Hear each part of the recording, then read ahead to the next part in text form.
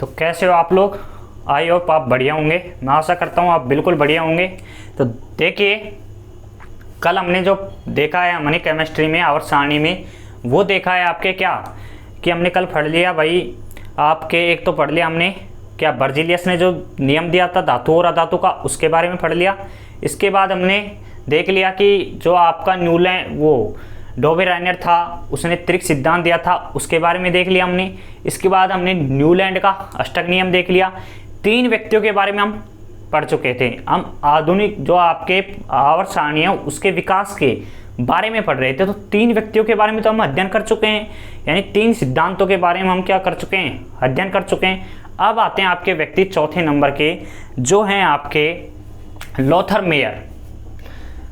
चौथा जो व्यक्ति है आपका वो है आपका लोथर मेयर। लोथर मेयर दोस्तों, ये जो आपका लोथर मेयर है इसने आपका परमाणु आयतन व परमाणु भार इन दोनों के मध्य क्या किया, एक ग्राफ बनाया। एक क्या बनाया, ग्राफ, जिसे वक्र भी कहते हैं। जिसे क्या कहते हैं, वक्र भी कहते हैं। लोथर मेयर साहब ने परमाणु आयतन व परमाणु भार के मध्य क्या बनाया, एक ग्राफ बनाया, जिसे हम क्या कहते हैं, वक्र भी कहते हैं। ये ग्राफ देखिए किस प्रकार से था। इस ग्राफ को पढ़ने से पहले हमें एक चीज पढ़नी पड़े, देखना एक चीज, हम इस ग्राफ के बारे में अध्ययन करने से पहले एक चीज देख लेते हैं हम कि जो आपका जो परमाणु आयतन है, जो आपका ये परमाणु आयतन है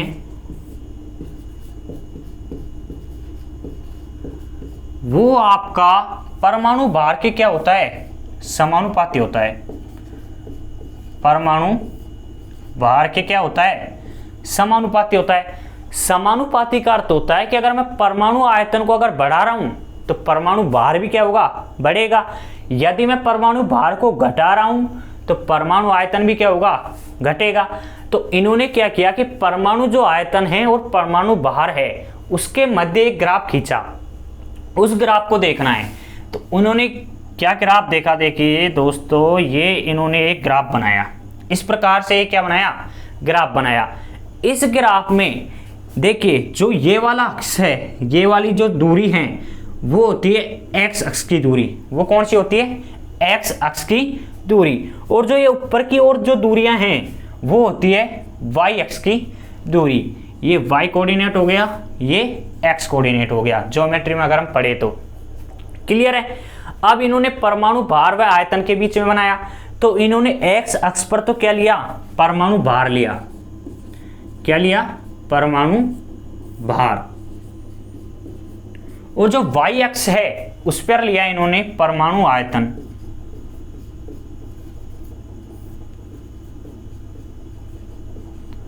ठीक है।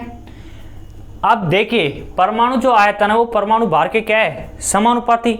तो परमाणु भार जैसे ही बढ़ेगा आयतन भी क्या हो जाएगा, बढ़ने लग जाएगा। तो इन्होंने क्या देखा, इन्होंने तत्व लिए, तत्वों के पर अध्ययन किया। तत्वों पर क्या किया, अध्ययन किया कि परमाणु भार किसी तत्व का बढ़ रहा है, किसी अगले वाले तत्व का।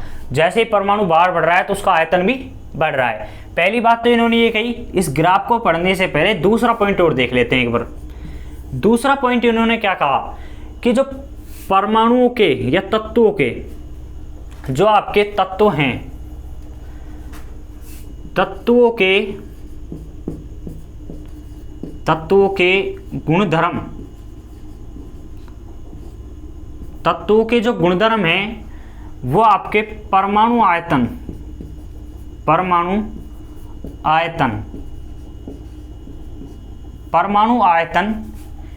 के आवर्त फलन होते हैं,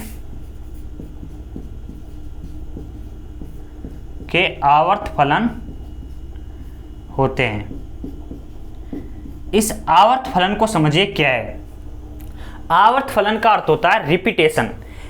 आवर्त फलन का जो अर्थ होता है वो क्या होता है, रिपीटेशन। जैसे कि हमारी पृथ्वी भाई चारों ओर घूम रही है अपने अक्ष पर, 24 घंटे में एक बार चक्कर लगा रही है। मान लीजिए पृथ्वी का ये अक्ष है और ये मान लीजिए पृथ्वी है, ये इस जगह से घूम रही है और 24 घंटे बाद ये दोबारा कहाँ पर आ रही है, यहाँ पर।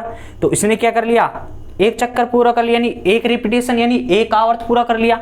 ये फिर दोबारा घूम के फिर क्या हो गई, यहीं पर आ गई, फिर तीसरी बार भी घूम के यहीं आ गई। पहली चीज आपको ये चीज समझ आ गई कि आवर्त फलन क्या होता है, रिपीटेशन यानी चक्कर। इनका कहने का अर्थ क्या था कि जैसे ही तत्वों के जो गुणधर्म हैं, जो तत्वों के जो गुणधर्म होंगे हमको प्राप्त, वो परमाणु आयतन के क्या होंगे, आवर्त फलन होंगे। क्लियर है? एक सेकंड,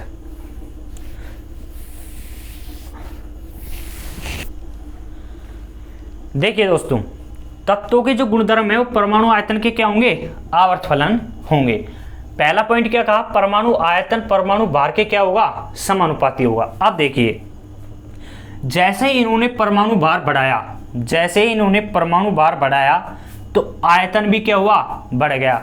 जैसे ही परमाणु भार बढ़ाया तो आयतन बढ़ा और इनको इस प्रकार से एक ग्राफ प्राप्त हुआ, इनको इस प्रकार से एक ग्राफ प्राप्त हुआ। ये इस प्रकार से इनको क्या हुआ, एक ग्राफ प्राप्त हुआ। इस ग्राफ में ये जो ऊपर दिख रहा है ये है शिखर मान। ये क्या है, शिखर मान। भाई शिखर तो वही होगा ना कि आप किसी पहाड़ पे चढ़ रहे हो तो उसके जो टॉप पे जा रहे हो, उसकी चोटी पे जा रहे हो, वही तो शिखर होता है। तो ये भी तो क्या है, पहाड़ ही तो है। ये छोटा पहाड़ है, ये बड़ा पहाड़ है, ये और से बड़ा पहाड़ है, ये माउंट एवरेस्ट है, ऐसे समझ लीजिए। यहाँ पर ऑक्सीजन मिल जाएगी, यहाँ पर ऑक्सीजन बिल्कुल नहीं मिलेगी, ऐसे समझ लीजिए बिल्कुल आप। क्लियर है? ये क्या हुआ, शिखर। अब देखिए, इन्होंने जैसे ही परमाणु भार को बढ़ाया, परमाणु आयतन बढ़ा, परमाणु आयतन क्या हो गया, बढ़ गया। फिर देखा इन्होंने और आगे बढ़ा परमाणु भार में, फिर आयतन और बढ़ गया, फिर आगे बढ़े आयतन फिर बढ़ गया, फिर और आगे बढ़े आयतन फिर क्या हो गया, और बढ़ गया। क्लियर है? अब देखिए, जब ये ऐसा कर रहे थे तो इन्होंने देखा कि मेरे को जो शिखर पे प्राप्त हो रहा है वो पहला तत्व प्राप्त हो रहा है लिथियम। क्या प्राप्त हो रहा है, लिथियम। सबसे पहला जो तत्व इनको प्राप्त हुआ शिखर पर, यानी जो चोटी है पहाड़ की उस पर, इसका ग्राफ पहाड़ के जैसे तो बना है ना। तो पहला जो तत्व प्राप्त हुआ इनको वो कौन सा हुआ, लिथियम। क्लियर है? फिर इन्होंने द्रव्यमान को और बढ़ाया, यानी भार को और बढ़ाया, आयतन बढ़ा और दूसरी चोटी प्राप्त हो गई इनको। तो दूसरी चोटी पर जो इनको तत्व प्राप्त हुआ वो प्राप्त हुआ सोडियम। अब देखिए दोस्तों, इस लाइन को देखिए अब आप कि तत्वों के जो गुणधर्म है वो परमाणु आयतन के क्या होंगे, आवर्त फलन। जैसे ही परमाणु भार बढ़ा, तत्व प्राप्त हुआ लिथियम, आयतन भी प्राप्त बढ़ गया। लेकिन जैसे ही मैंने परमाणु भार बढ़ाया, आयतन और बढ़ा और दूसरा तत्व प्राप्त हुआ सोडियम। अब आप गौर करके देखिए, क्या जो आपका सोडियम है, क्या जो आपका सोडियम है वो लिथियम के जैसी विशेषता रखता है या नहीं रखता है, रासायनिक गुणधर्म उसके जैसे रखता है या नहीं रखता है, रखता है। देखिए, इसका परमाणु क्रमांक 3, इसका परमाणु क्रमांक 11, इसकी जो संयोजकता है वो क्या है, 1, इसकी भी संयोजकता क्या है, 1। अब देखिए, इसको इसका जैसा ही मिल गया, इसको क्या हुआ, इसका जैसा ही मिल गया। ठीक है? जैसे ऐसे समझ लीजिए, ये यहाँ से ये आपका जो परिवार है, ये आपके पिताजी मान लीजिए, यहाँ पर आपके पिताजी थे, ये आपके पिताजी के आप हुए, बच्चे हुए, मतलब 1 2 3 4 5 बच्चे हुए। तो क्या पांचों बच्चों में जो डीएनए मिलेगा वो तो पापा का ही मिलेगा ना, पापा मम्मी का तो डीएनए मिलेगा, फैमिली का तो डीएनए मिलेगा। तो इनका भी जो डीएनए है वो क्या है, सेम, यानी कि इनकी जो विशेषता है वो भी क्या है, सेम। अरे आपके जो शकल है, आपका जो फेस है, आपकी जो बॉडी है, वो क्या 10% भी आपके माँ बाप से नहीं मिलती क्या, माँ पापा से नहीं मिलती क्या, डेफिनेटली मिलती है। इसी प्रकार जो लिथियम है, जो सोडियम है वो लिथियम जैसी विशेषता रखेगा। अब जो इन्होंने परमाणु भार को बढ़ाया तो आयतन भी बढ़ गया। जैसे आयतन बढ़ा तो इनको एक दूसरा तत्व प्राप्त हुआ, वो प्राप्त हुआ पोटेशियम। क्लियर है? वो क्या प्राप्त हुआ, पोटेशियम। अब पोटेशियम, देखिए पोटेशियम को गौर कर देखिए, लिथियम जैसी विशेषता रखेगा, सोडियम जैसी विशेषता रखेगा, क्योंकि इसकी संयोजकता भी क्या है, 1, इसकी संयोजकता भी क्या है, 1। क्लियर है? अब आगे देखिए, इनको फिर प्राप्त हुआ क्या, रुबिडियम, फिर सीजियम। क्लियर है। अब देखिए, ये जो शिखर पे जितने भी तत्व प्राप्त हो रहे हैं, इन सबकी क्या संयोजकता एक नहीं है क्या, एक ही है भाई। पहला ग्रुप ही तो है एलिना की रब से फरियाद, एलिना की रब से फरियाद, ये पढ़ा होगा आपने, एलिना की रब से फरियाद। ये फर्स्ट ग्रुप है। फर्स्ट ग्रुप के पहले ग्रुप की जो संयोजकता होती है वो क्या होती है, एक। अब जो लिथियम है वो सोडियम जैसी विशेषता रखेगा, सोडियम पोटेशियम जैसी, या पोटेशियम सोडियम जैसी, रुबिडियम के पोटेशियम जैसी, सीजियम रुबिडियम जैसी। यानी ये जो ऊपर ऊपर जो मान प्राप्त हो रहे हैं वो सब क्या रखेंगे, एक जैसी विशेषता रखेंगे। क्लियर है। तो ये तो इनको मान प्राप्त हो गया। जब इन्होंने परमाणु भार को अधिकतम कर दिया तो आयतन भी क्या हो गया, अधिकतम। फिर इनके दिमाग में आया कि ना यार, मैं तो यहाँ से छड़ भी तो रहा था, मैं यहाँ से छड़ रहा था, मैंने ऊपर के मान तो प्राप्त कर लिए, ये 5 तत्वों से क्या मैं पूरे तत्वों की डेफिनेशन दे सकता हूँ क्या, नहीं दे सकता। तो इनके दिमाग में आया कि क्यों ना जब मैं छड़ रहा हूँ ऊपर, तो ये छड़ते हुए ही देख लूँ, मैं छड़ते हुए सब तत्वों के बारे में देख लूँ। जैसे जैसे इनका परमाणु भार बढ़ रहा है तो आयतन भी बढ़ेगा। क्लियर है। क्यों ना मैं ये छड़ते हुए सब तत्वों को देख लूं। क्लियर है। जब इन्होंने देखा कि मैं परमाणु भार को इनसे थोड़ा कम रखता हूं तो आयतन भी थोड़ा इनसे क्या होता है, कम प्राप्त होता है। और जब मेरे को आयतन थोड़ा कम प्राप्त होता है तो मेरे को एक तत्व प्राप्त होता है, वो होता है फ्लोरीन। अब जब इनको फ्लोरीन यहाँ पर तत्व प्राप्त हो रहा है तो अगला जो तत्व आएगा वो क्या आएगा, क्लोरीन, उससे अगला ब्रोमीन, फिर क्या, आयोडीन, ये आना चाहिए। फिर इन्होंने देखा कि हाँ भाई ये आना चाहिए। फिर परमाणु भार इनने बढ़ाया और आयतन बढ़ा तो इनको प्राप्त हुआ यहाँ पर क्लोरीन। फिर यही प्रोसेस किया, फिर ब्रोमीन, फिर आयोडीन, ये सब तत्व इनको प्राप्त हुए।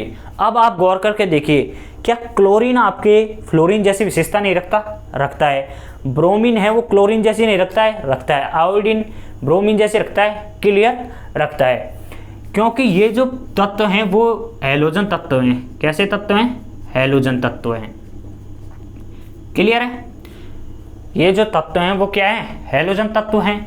तो इन्होंने ये भी देख लिया कि हाँ भाई, मैं ऊपर जैसे जैसे चढ़ रहा हूँ तो मेरे को एक समान गुणधर्म वाले ही तत्व क्या हो रहे हैं, प्राप्त हो रहे हैं। फिर उन्होंने क्या देखा कि जब मैं ऊपर चढ़ रहा हूँ, एक तो मैंने शिखर मान देख लिया, एक मैंने भैया आपका बीच का चढ़ता हुआ बीच का मान भी देख लिया। अब क्यों ना मैं उतरते हुए मान देख लेता हूँ। तो इन्होंने उतरते हुए मान देखे। जब ये उतर रहे थे पहाड़ से तो इन्होंने देखे तत्वों के बारे में कि हाँ भाई, मेरे को कौन कौन से तत्व क्या प्राप्त हो रहे हैं। क्लियर है। जब इन्होंने उतरा यानी परमाणु भार घटा तो आयतन भी क्या हो गया, घट गया। जब आयतन घटा तो इनको सबसे पहले जो तत्व मिला वो मिला बेरिलियम। कौन सा तत्व मिला, बेरिलियम। कौन सा तत्व मिल गया आपका, बेरिलियम। फिर इनको मिल जाएगा मैग्नीशियम, फिर कैल्शियम, स्ट्रांसियम, ये सब मिलेंगे। Beryllium, magnesium, calcium, strontium. अब इनको गौर से देखिए, क्या ये सब तत्व एक ही दूसरे ग्रुप में नहीं आते क्या, इनकी संयुक्तता दो नहीं है क्या। यानी ये जितने भी तत्व हैं ये सब आपके क्या है, एक समान क्या रखेंगे, विशेषताएं रखेंगे। ठीक है। फिर इन्होंने देखा कि यार मैं यहाँ से छड़ भी तो रहा हूँ, मैं शुरुआत की वैल्यू देख लेता हूँ ना, मैं ये शुरुआत की वैल्यू क्यों ना देख लेता हूँ। तो जब इन्होंने शुरुआत की वैल्यू देखना चाहिए तो इनको जो सबसे पहला तत्व मिला वो मिला बोरोन, फिर मिल गया इनको सिलिकॉन, फिर मिल गया इनको जर्मेनियम, आर्सेनिक और एंटीमनी, और इनको फिर मिल गया पोलोनियम। क्लियर है। अब इन तत्वों को गौर करके देखिए आप, boron, silicon, germanium, arsenic, antimony और आपका पोलोनियम। क्या ये जो सब तत्व हैं वो क्या हैं, उपधातु हैं। वो क्या हैं आपके, उपधातु। तो क्या संपूर्ण जो उपधातु हैं वो एक जैसी विशेषता रखेंगे या नहीं रखेंगी, रखेंगी। तो इस प्रकार से आपके जो लोथर मेयर थे इन्होंने अपना ग्राफ दिया और इन्होंने क्या कहा कि तत्वों के गुणधर्म जो होंगे परमाणु आयतन के आवर्त फलन होते हैं। दूसरा पॉइंट इन्होंने कहा परमाणु आयतन परमाणु भार के क्या होगा, समानुपाती होगा। ये दो ही नियम दिए थे। अब इसके अंदर कुछ कमियां रह गई थी। कमियां क्या थी कि ये ना तो हाइड्रोजन के स्थान को तय कर पाए, ना ही अन्य और तत्वों के स्थानों को तय कर पाए। ये इसकी मुख्य कमियां थी। क्लियर है, ये आपको समझ आ गया होगा लोथर मेयर का परमाणु आयतन और परमाणु भार के मध्य का ग्राफ। क्लियर है, एक मिनट दोस्तों।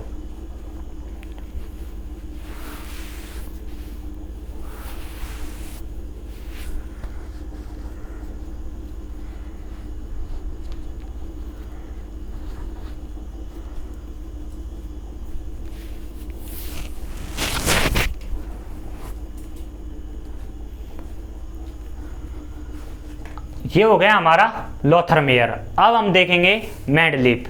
अब किसको देखेंगे हम? मेंडलीफ को। अब अगला जो आपका व्यक्ति आता है वो आता है मेंडलीफ। क्लियर है दोस्तों?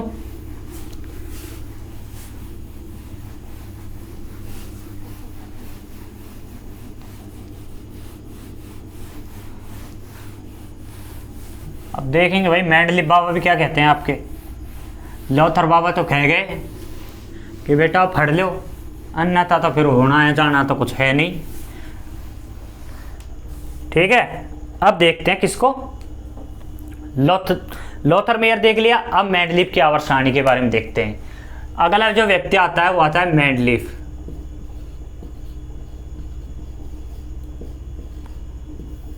मेंडलीफ की आवर्त सारणी।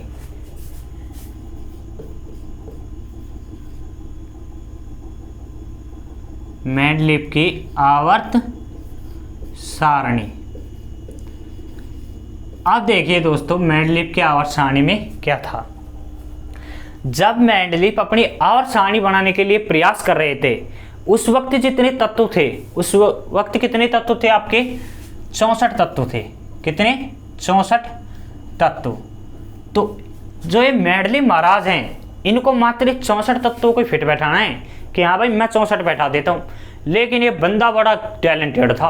ये बंदा जो था ना वो बहुत ग्रेट था। इतना ग्रेट बंदा कि इसने पहले प्रेडिक्शन कर दी कि मैं कह रहा हूँ कि भविष्य में इतने तत्व प्राप्त होंगे और मैं मेरी आवर्त सारणी में इतने स्थान छोड़ रहा हूँ, मेरे ये तत्व क्या होंगे? प्राप्त होंगे। और वास्तविकता में हुआ भी क्या? ऐसा ही। वास्तविकता में क्या हुआ? ऐसा ही। इसको हम आगे देखेंगे। क्लियर है? अब देखिए इन्होंने क्या कहा।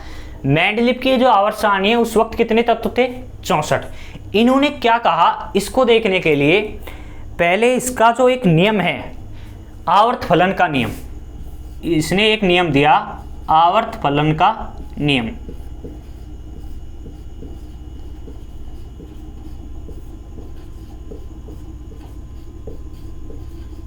इस नियम को देखते हैं पहले कि आवर्त फलन का नियम क्या होता है।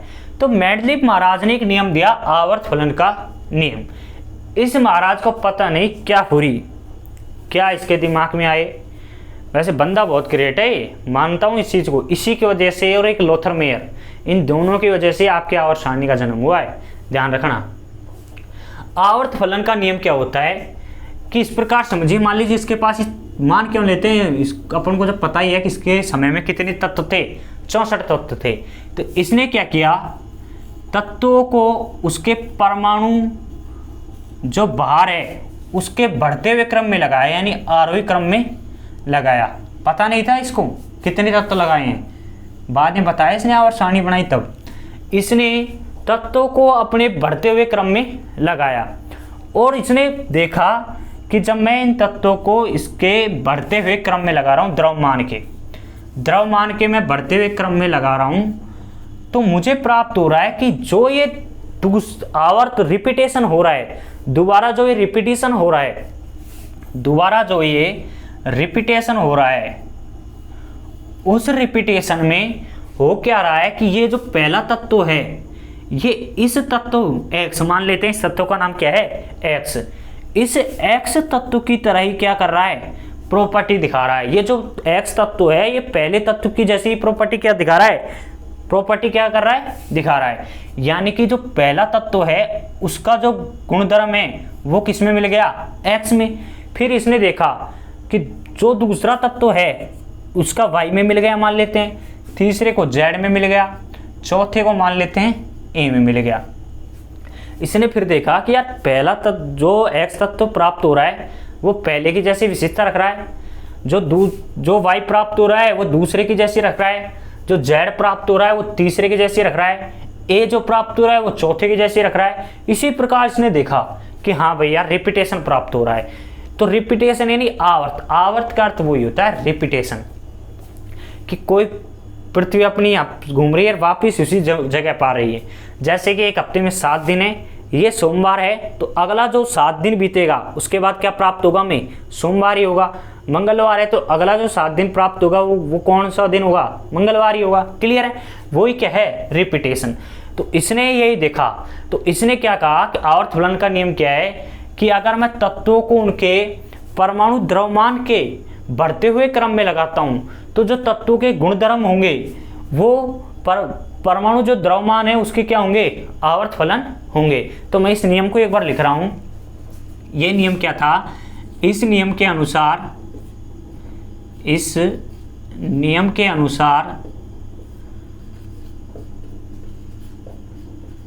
इस नियम के अनुसार तत्वों के गुणधर्म, तत्वों के गुणधर्म परमाणु भार, परमाणु भार के, परमाणु भार के आवर्त फलन होते हैं, आवर्त फलन होते हैं। क्लियर है। इसने क्या कहा कि अगर मैं तत्वों को बढ़ते हुए क्रम में लगा रहा हूं द्रव्यमान के, तो जो गुणधर्म प्राप्त होंगे तत्वों के वो परमाणु भार के क्या होंगे, आवर्त फलन होंगे। यानी कि पहला जो तत्व है उसकी जैसी विशेषता x रखेगा, दूसरा तत्व है उसकी जैसी विशेषता कौन रखेगा, y रखेगा, और जो तीसरा तत्व है उसकी जैसी विशेषता कौन रखेगा, z रखेगा। इसने तो ये नियम दिया। क्लियर है। अब इसने और क्या देखा, इसने और क्या देखा कि इसने देखा कि जब मैं यार इन तत्वों को रख रहा हूं, जब मैं इन तत्वों को रख रहा हूं और इन तत्वों की मैं किससे क्रिया करा रहा हूं, इन तत्वों की मैं किससे क्रिया करा रहा हूं, ऑक्सीजन से। इन तत्वों की मैं किससे करा रहा हूं, ऑक्सीजन से व हाइड्रोजन से, व हाइड्रोजन से। जब मैंने इन तत्वों की क्रिया कराई किससे, ऑक्सीजन से व हाइड्रोजन से। जैसे कि लिथियम, लिथियम की मैं अगर ऑक्सीजन से क्रिया कराता हूं तो मेरे को प्राप्त होता है LiO2, लिथियम ऑक्साइड, और हाइड्रोजन से क्रिया कराता हूं तो LiH, लिथियम हाइड्रेट। तो इनको क्या प्राप्त हुआ कि इन तत्वों से उसको ऑक्साइड, इन तत्वों से इसको ऑक्साइड, और ऑक्साइड को इन्होंने दर्शाया RO से। क्लियर है। और इनको हाइड्राइड, हाइड्राइड यानी RH इससे दर्शाया। इन्होंने देखा कि जब मैं इन तत्वों की, जो इसको तत्व प्राप्त हुए, उन तत्वों की मैं ऑक्सीजन से क्रिया करा रहा हूं तो मेरे को ऑक्साइड प्राप्त हो रहे हैं, और हाइड्रोजन से क्रिया करा रहा हूं तो मेरे को हाइड्राइड प्राप्त हो रहे हैं। इन ऑक्साइड व हाइड्राइड यानी इन यौगिकों की वजह से ही इसने पूरी आवर्त सारणी को सेट कर दिया था। इसने देखा कैसे किया, जब इसने मान लीजिए ऑक्सीजन से क्रिया कराई हर प्रत्येक तत्व की, मान लीजिए इसने सोडियम की क्रिया कराई, इसके बाद लिथियम के बाद सोडियम की क्रिया कराई, इसने सोडियम की जब इसने क्रिया कराई तो इसको क्या प्राप्त हो गया, NaO2, सोडियम ऑक्साइड। क्लियर है। और जब हाइड्रोजन से कराई तो सोडियम हाइड्राइड। इसके बाद इसने पोटेशियम से क्रिया करा के देखी, सबसे क्रिया करा के देखी तो इसने देखा कि लिथियम, सोडियम और पोटेशियम, रूबिडियम, सीजियम और फ्रांसियम, ये सब जो तत्व हैं ये तो भाई आपके एक जैसी विशेषता रखते हैं। फिर इसने बेरिलियम से क्रिया कराई, मैग्नीशियम से क्रिया कराई, कैल्शियम से क्रिया कराई, दूसरे ब्लॉक से, दूसरे जो आपका वर्ग है उससे जब क्रिया कराई तो इसको समान तत्व प्राप्त हुए, समान ऑक्साइड व हाइड्रोक्साइड प्राप्त हुए। ऐसे समझ सकते हो। मैं आपको दो एग्जांपल लेके दिखा रहा हूँ। जैसे कि फर्स्ट जो आपका ग्रुप है ये सेकंड ग्रुप है। क्लियर है। दोनों ग्रुपों से समझा दूंगा मैं। देखिए फर्स्ट जो ग्रुप है उसका जो तत्व है लिथियम, सोडियम और पोटेशियम, तीन ले लेते हैं, मान लेते हैं। क्लियर है।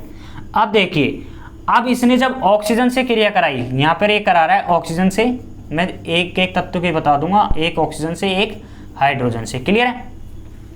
ऑक्सीजन से क्रिया कराई इसने, ऑक्साइड प्राप्त हुआ, इसको ऑक्साइड प्राप्त हुआ। अगर इसने किससे क्रिया कराई? ऑक्सीजन से। जब इसने लिथियम की क्रिया कराई ऑक्सीजन से तो इसको प्राप्त हुआ LiO2, लिथियम ऑक्साइड। सोडियम से कराई तो क्या हुआ? Na+O2 यानी सोडियम ऑक्साइड। क्लियर है। लेकिन जब इसने हाइड्रोजन से क्रिया कराई तो इसको प्राप्त क्या हुआ? जैसे इसकी अगर हाइड्रोजन से क्रिया कराता है तो इसको प्राप्त होता है NaH। NaH होता है ना सोडियम हाइड्रेट। तो ऑक्साइड प्राप्त हुआ और हाइड्रेट प्राप्त हुआ, हाइड्राइड प्राप्त हुआ, ऑक्साइड व हाइड्राइड प्राप्त हुआ।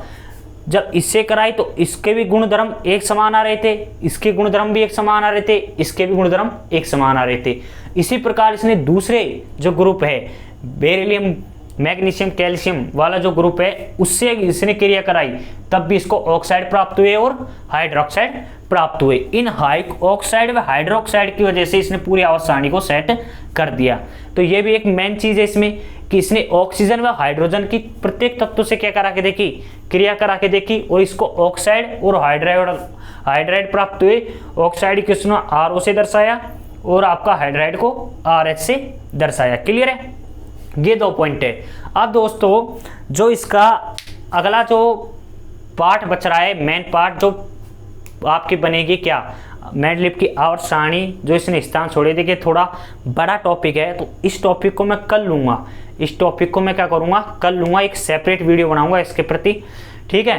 तो अभी तो आप इनको समझिए, इतना समझिए कि जो आपका मेंडलीव है उसके आवर्त सारणी बनाई उसने और आवर्त फलन का एक नियम दिया। नियम क्या कह रहा है कि जो तत्वों के गुणधर्म है वो परमाणु भार के आवर्त फलन होते हैं। फिर इसने देखा प्रत्येक जो तत्व इसको प्राप्त हुआ उसकी इसने ऑक्सीजन व हाइड्रोजन से क्रिया कराई। ऑक्सीजन से जब इसने क्रिया कराई तो इसको क्या प्राप्त हुआ? ऑक्साइड प्राप्त हुआ। और हाइड्रोजन से क्रिया कराई तो क्या हुआ? हाइड्राइड प्राप्त हुआ। क्लियर है। आगे हम देखेंगे इसने क्या क्या किया। ठीक है। धन्यवाद दोस्तों। क्लियर है। गर्मी इतनी हो रही है आप विश्वास नहीं करोगे, पंखा तक नहीं चला रखा, गर्मी इतनी है। ठीक है। धन्यवाद आपका। चलो।